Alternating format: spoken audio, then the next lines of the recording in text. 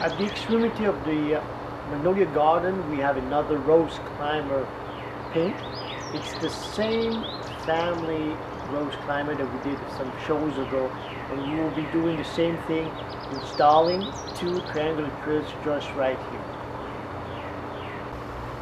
We have the wood to install the trellis, but they're a little bit short, so we're going to be cutting some to make them longer.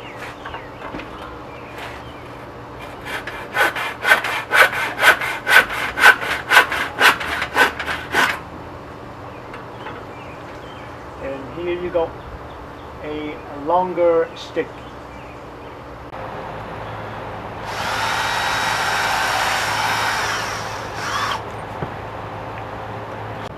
I have in my hand a beautiful plant that comes from Asia. The color of the flower is deep blue, resembles like a trumpet, grows up to 1.5 meters, and you see the stems are bamboo-like. Just beautiful, beautiful. So we have planted already two bush, one over there beside the Francis William, and the second one will be here beside the trunk. Where you see the stakes, that is where we will be planting our pine tree, and you can see the triangular trellis is now leaning on the fence. We will be installing that, and also we'll be assembling the second trellis quite soon. Can't wait to house the rose climber on those two trellises. And we have started also to plant our hostas and the ornamented grass in front of the brick border. It's Hakuniklua, just a beautiful yellow and green that complements all the other foliages. So there's still quite a work to do.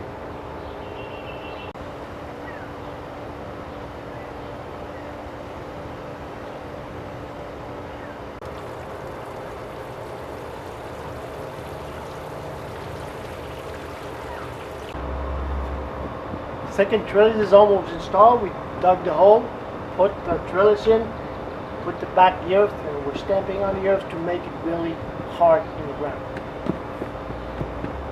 When you are working with the rose climber or any kind of roses, it has a way of reminding you to really treat it nicely, or else it will remind you very quickly.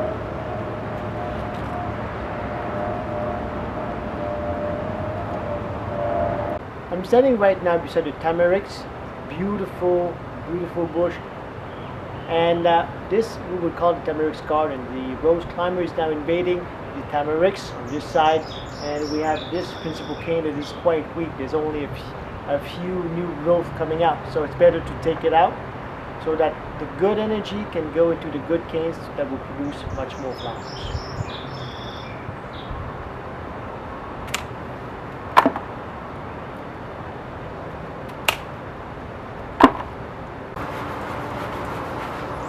What are we doing? Are you asking? Well, we're pruning the magnolia that's become just too big, and we're controlling it right now. We already cut the lower part, and now with this cutter we are now sawing the top part. Quite a lot of job.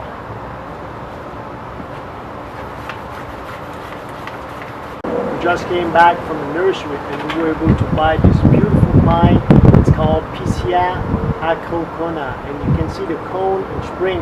They are deep pink, will be turning brown when they do dry up, and the new growth is lime yellow.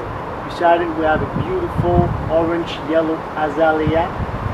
So in the spring these two plants will be showcasing their colors, and between them we'll be planting this beautiful fern.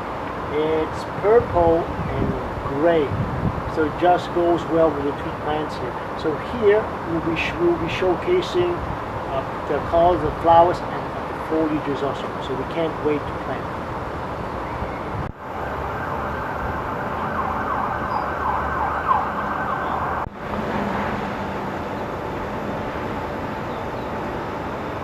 The root ball is very compact. We'll have to break a little bit all around it to help it spread out its roots towards outside.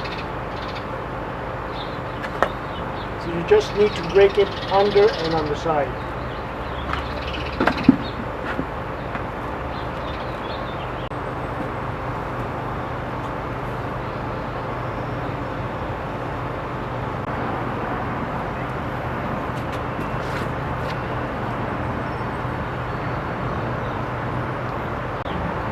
finished planting the PCA, because here there's a lot of clay, and to make sure that there's good drainage, we raised the PCA by around 4 inches.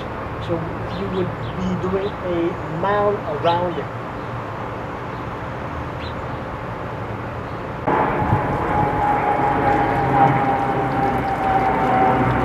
We have already laid down our stone river. This is the synthetic mat that we would be putting on top of the soil. After that, putting the stone river on top of this mat. And if you do water or it rains, don't worry, there's a million holes in here, so water will just seep into the ground.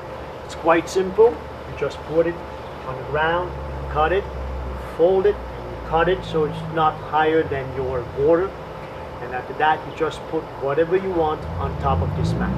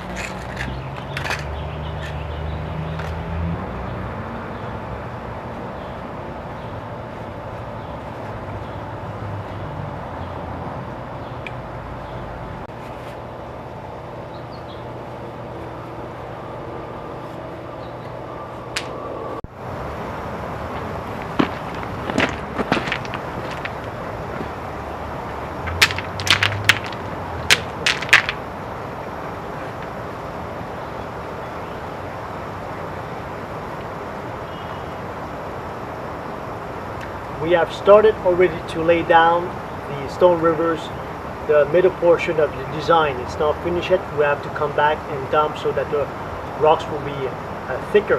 Here we've already put the mat at this extremity. They're overlapping now the brick border. We just have now to flip them and position them so that they will be receiving the stone. So I would just fold it. Some people will be cutting. I prefer folding. It's less work than cutting. So you just take some rocks and you stabilize the mat. It's quite simple, as you can see.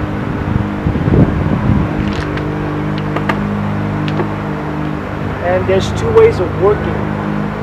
Some will stabilize the mat for the entire section, and after that come back and dump the rock. I prefer working 2 or 3 feet. After that, I dump the rocks. I advance another 2 or 3 feet, and I would dump the rocks. It's up to you what kind of way you want to do this project. And right now, you are now ready to start your own project, and you will see it's going to be quite beautiful.